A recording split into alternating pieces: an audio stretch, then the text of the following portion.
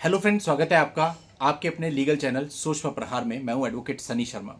दोस्तों, आज की इस वीडियो में एक रीसेंट जजमेंट के माध्यम से आपको कुछ समझाना चाहूँगा। दोस्तों, एक मामला था, वो मामला हमारे पास आया। उस मामले के अंदर काफ़ी सारी प्रक्रिया हुई, लड़के और उसके 6 अन्य परिवार मेंबर्स के ऊपर एफआईआर भी हुई, सब कुछ हुआ। अब दोस्तों, वीडियो को शुरू करने से पहले आपको एक चीज़ बताना चाहूँगा। आज के समय पे क्या हो रहा है कि अगर आपके ऊपर केसेज आ जाते हैं, पत्नी जा रखी है, आप कोशिश करते हो म्यूचुअल हो जाए, कई बार लड़की वाले भी कोशिश करते हैं कि म्यूचुअल हो जाए, और आप दोनों के बीच में बैठ करके एक अमाउंट भी सेट हो जाती है। हालांकि ये बहुत रेयर होता है, क्योंकि इनिशियल लेवल पे नहीं हो पाता। इनिशियल लेवल पे उनकी डिमांड ज़्यादा होती है और आप कहते हो मैं इतना दूंगा, बात बनती नहीं। तो कई बार 2 साल बाद, 3 साल बाद बात बनती है और उनको समझ में आता है, आपको भी समझ में आता है, और एक अमाउंट ऐसी फिक्स हो जाती है जिसपे दोनों पार्टी एग्री हो जाती हैं। यहां तक क्लियर है सब कुछ। अब इसके बाद कहानी शुरू होती है। एक अमाउंट फिक्स हो गई, फॉर एग्जांपल 10 लाख रुपए फिक्स हो गया। अब 10 लाख रुपए में लड़का भी एग्री हो गया, लड़की वाले भी एग्री हो गए, और एक पिटीशन बना करके कोर्ट में फाइल भी हो गई म्यूचुअल डाइवोर्स के लिए, जिसमें सब लिख दिया गया कि भाई इतने इतने में यह है। लेकिन उसके बाद आपने देखा होगा, लड़की वालों को कोई प्रोवोक कर देता है कि अरे आप क्या 10 लाख रुपए में इसको छोड़ रहे हो। ये किसी और तरीके से उनके माइंड में आ जाता है कि हमने तो बहुत कम पैसे ले लिए, और वो सेकंड मोशन पर अपीयर नहीं होते हैं, या फिर कोर्ट में एक रिटर्न एप्लीकेशन दे देते हैं कि हम अपनी कंसेंट वापस ले रहे हैं, या इस प्रकार की कोई चीज हो जाती है, और वहां से केस विड्रॉ कर लेते हैं और उसके बाद आपके ऊपर केसेज करते हैं। 498 है, 125 डीवी, जो आपको सब पता है, वो सारे केसेज कर देते हैं आपको परेशान हैरान करने के लिए, और आपके पास कोई चारा ही नहीं रहता। यहां तक कि कुछ मामलों में तो आप फर्स्ट मोशन पे कुछ पैसा भी दे चुके होते हैं, वो पैसा भी आपका वेस्ट हो जाता है, उसकी कोई रिकवरी कई बार हो ही नहीं पाती, और इवन आपको कह दिया जाता है आप सिविल कोर्ट में जाइए, आपको उसकी रिकवरी करनी है। तो मतलब पैसा भी गया, आप परेशान भी हो रहे हैं, और आपके ऊपर फिर केसेज भी हो गए।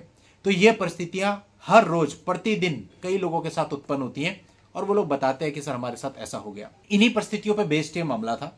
लड़की अपने घर चली गई, और यूपी का मामला है दोस्तों। अपने घर चली गई लड़की, और लड़की अपने घर पे जाके रहने लगी शादी के केवल कुछ ही समय के बाद, और ऐसे ही रहती रही 1 साल हो गए, 2 साल हो गए। उसके बाद वही दोनों पक्षकारों में कोई बातचीत बनी कि भाई इस चीज को, मामले को निपटा लेते हैं। दोनों पक्षकारों में एक अमाउंट सेट हो गया, लड़का उस अमाउंट को देने को रेडी हो गया, लड़के ने उस अमाउंट का डिमांड ड्राफ्ट भी बना लिया, म्यूचुअल डाइवोर्स की पिटीशन भी फाइल हो गई। अब दोस्तों, म्यूचुअल डाइवोर्स की पिटीशन भी फाइल हुई, उसमें 1-2 डेट्स भी लगी, उसमें वो गए भी, उन्होंने डिमांड ड्राफ्ट की कॉपी भी लगा दी कि भाई ये देखिए, ये डिमांड ड्राफ्ट की हमारी कॉपी है, और हम फाइनल पे आपको डिमांड ड्राफ्ट दे देंगे। मीनवाइल लड़की वालों को किसी ने बोला या क्या हुआ, वटएवर, उन्हें पता होगा, उन्होंने क्या किया, जाकर के पुलिस में कंप्लेंट कर दी, वो केस विड्रॉ कर दिया, और पुलिस में जाके क्या कंप्लेंट कर दी कि भाई लड़के ने हमारे साथ फ्रॉड किया है। फ्रॉड का आधार क्या बताया, बोला ये देखिए, ये इसने डिमांड ड्राफ्ट की फोटोकॉपी लगा दी है, जबकि रियलिटी क्या थी कि उसने ओरिजिनल डिमांड ड्राफ्ट बना रखा था। फोटोकॉपी जस्ट इसलिए लगाई थी कि वे फॉर द टाइमिंग पता रहे कि हाँ डिमांड ड्राफ्ट बना हुआ है। और पुलिस वालों की महानता देखिए, उन्होंने 498 के साथ साथ 420 भी उसमें पेल दिया। मतलब उन्होंने इन्वेस्टिगेट ही नहीं किया, उन्होंने कुछ देखा ही नहीं कि बात क्या है। अरे भैया, म्यूचुअल डाइवोर्स की पिटीशन फाइल हो रखी है, उसकी सर्टिफाइड कॉपी लड़का दिखा रहा है, उसके अंदर लिखा हुआ है इतने लाख रुपए में फाइनल हो रहा है, उसका ड्राफ्ट वहां पे लगा हुआ है, ड्राफ्ट की फोटोकॉपी लगी हुई है, इसमें कौन सा फ्रॉड हो गया। लेकिन पुलिस वालों ने 420 और फ्रॉड की अन्य धाराएं उसमें लगा करके साथ में 498 और परिवार के 7 लोगों को उसमें बना दिया अपराधी। और उसके बाद लड़का परेशान होने लगा, इसलिए क्योंकि लड़का देश से बाहर रहता है, और उसे बार बार इन्वेस्टिगेशन में आना है, उसके परिवार वालों को परेशान किया जा रहा है, 420 जैसी संगीन धारा लगा दी गई। अब दोस्तों, लड़का स्टार्टिंग से हमारे संपर्क में था, जब म्यूचुअल फाइल हुआ था तब से ही, उससे भी पहले से इवन। तो जब उसने बताया कि साहब ऐसी परिस्थिति हो गई, तो हमने उसको सजेस्ट किया कि भाई आप एक काम करो, आप एक क्वेश्चन फाइल करो, लेकिन क्वेश्चन का ग्राउंड मेरिट पे नहीं लेके जाएंगे, क्वेश्चन का ग्राउंड म्यूचुअल पे लेके जाएंगे कि भाई म्यूचुअल फाइल हुआ था, और वो जो फ्रॉड था उसकी हमने पूरी एक्सप्लेनेशन वहां पर दी थी क्वेश्चन में, कि भाई म्यूचुअल फाइल हुआ, वहां पे हमने एक फोटोकॉपी लगाई है डिमांड ड्राफ्ट की, कि हमने डिमांड ड्राफ्ट बना रखा है जस्ट ये एश्योर करने के लिए, तो इसमें हमने आपके साथ कौन सा फ्रॉड कर दिया। और दोस्तों, ये इलाहाबाद हाईकोर्ट में क्वेश्चन का मामला चला, और जब इसमें फाइनल आर्ग्यूमेंट हुए तो कोर्ट ने देखा कि भाई ये तो सारी परिस्थितियां अलग प्रकार की हैं। लड़की के एडवोकेट ने वहां पे आर्ग्यू किया कि भाई जो लड़का है ये तो डाइवोर्स चाहता ही नहीं था।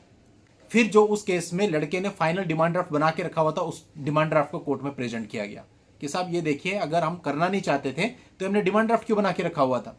और कोर्ट पूरा का पूरा मामला समझ गया कि जो 420 और इतने बड़े बड़े सेक्शन लगे हुए हैं, इसमें कोई दम नहीं है। कोर्ट ने क्लियरली कह दिया कि भाई लड़का अगर करना ना चाहता, वो डिमांड ड्राफ्ट क्यों बनाता, क्यों म्यूचुअल डाइवोर्स की पिटीशन फाइल करता। और म्यूचुअल डाइवोर्स की पिटीशन फाइल होने के बाद आपकी एफआईआर हुई है, तो सारी चीजें क्रिस्टल क्लियर है। कोर्ट ने कहा भाई इन परिस्थितियों में इस मामले को चलाने का कोई नहीं मतलब बनता, चाहे उसमें 6 लोग हैं, चाहे 7 लोग हैं, चाहे उसमें कितनी संगीन धाराएं लगा रखी है। पूरी की पूरी एफआईआर उठा करके क्वैश कर दी कोर्ट ने, और उसमें एक पीरियड भी मेंशन कर दिया कि 1 महीने के अंदर अंदर जाके दोनों पार्टी म्यूचुअल डाइवोर्स फाइल करेंगी। तो दोस्तों इसलिए आप घबराना बंद करो सबसे पहले। अब आम आदमी क्या करते हैं, 420 या ऐसी बड़ी बड़ी धारा लग जाती है तो आदमी वैसे उसका मॉरल डाउन हो जाता है कि मैं क्या करूंगा। इन परिस्थितियों में भी अगर आप पेशेंस से काम लेंगे, थोड़ी सी हिम्मत रखेंगे, तो सब कुछ हो जाता है। आज आप देखिए वो लड़का पूरे तरीके से सेफ है इस ऑर्डर के बाद, सारे परिवार के नाम हट गए, सब कुछ खत्म हो गया, वही 11 लाख रुपए में सेटलमेंट हुआ, वही डिमांड ड्राफ्ट मिलेगा और 1 महीने का टाइम लड़की वालों को, यानी लड़की वाले चारों तरफ से ब्लॉक्ड। अब उनको हाई कोर्ट के ऑर्डर की पालना करनी ही पड़ेगी, और अगर वो इसको गलती से भी सुप्रीम कोर्ट ले जाने की कोशिश करते हैं तो दोस्तों पूरी संभावना है कि सुप्रीम कोर्ट से भी झाड़ पड़ेगी, क्योंकि सारी की सारी चीजें क्रिस्टल क्लियर है। तो आपके साथ भी अगर म्यूचुअल डाइवोर्स में फ्रॉड हो जाता है, या आपके साथ भी कोई बेमतलब की चीजों को लेकर के 420 या ऐसी बड़ी बड़ी धाराएं लगा देता है, तो ये मत सोचिए कि धाराएं बड़ी हैं तो क्वैश होगा ही नहीं। इसलिए हमेशा कहता हूं ट्राई जरूर करना चाहिए, आप कोशिश करेंगे तो ही सब कुछ होगा, बिना कोशिश के कुछ भी नहीं होता। तो दोस्तों ये जो जजमेंट है ये आप सब लोगों के लिए एक नजीर है, जो भी ऐसी परिस्थितियों में जहां पर म्यूचुअल में उनके साथ फ्रॉड हो गया है, या जहां म्यूचुअल फाइल करने के बाद उनके ऊपर एफआईआर करा दी गई है। कल ही उनकी मेरे से बात हुई, उन्होंने मुझे जजमेंट की कॉपी भेजी और सारी चीजें बताई, तो बड़ी खुशी हुई जान करके कि इतने टाइम से, लगभग मेरे हिसाब से 2-2.5 साल हो गए होंगे उनसे बात करते करते, उनका मामला निपटा और इस तरह से इतने बढ़िया जजमेंट के साथ निपटा। तो आप सब लोग भी अपने अपने मामलों को इसी तरह से सूझबूझ से निपटा सकते हैं, आपकी मेहनत लगेगी बस, और कुछ नहीं। तो उम्मीद करता हूं ये जानकारी आपके लिए यूजफुल होगी, और इस मामले का जो लिंक है वो भी आपको इस वीडियो के नीचे डिस्क्रिप्शन में मिल जाएगा, वहां जाके आप पूरे मामले को जान सकते हो। आज की इस वीडियो में इतना ही, नेक्स्ट वीडियो में नई जानकारी के साथ मैं आपसे फिर मिलता हूं, तब तक के लिए goodbye and thank you for watching, take care.